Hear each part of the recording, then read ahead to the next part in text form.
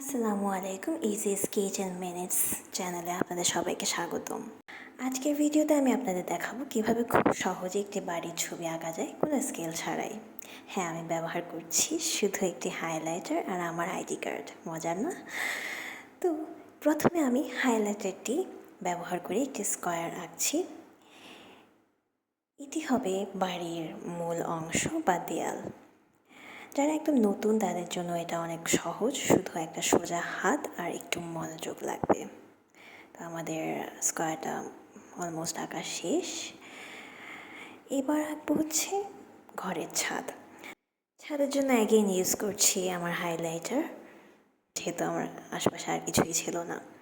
তো যে কোনো সোজা লাইন টানার কাজে এটা একদম পারফেক্ট। স্কেল না থাকলেও চিন্তার বিষয় নেই।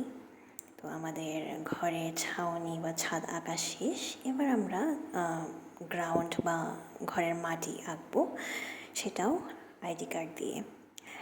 তো সোজা লাইন টেনে নিচ্ছি, দেন জয়েন্ট করে দেব, অ্যান্ড ইটস অলমোস্ট ডান। এবার আইডি কার্ড দিয়েই আমরা ঘরের দরজাটা এঁকে নেব, খুব সহজেই, খুব সিম্পল ওয়েতে। অ্যান্ড দরজাও আঁকা পুরোপুরি শেষ, আমাদের কোনো স্কেলের দরকার পড়েনি। এবার দরজার লকটাও এঁকে দিলাম ছোটো একটা গোল দিয়ে। এবার আশপাশে যা বাড়তি পেন্সিলের দাগ ছিল সেগুলো মুছে নিচ্ছি, অ্যান্ড ইটস অলমোস্ট ডান।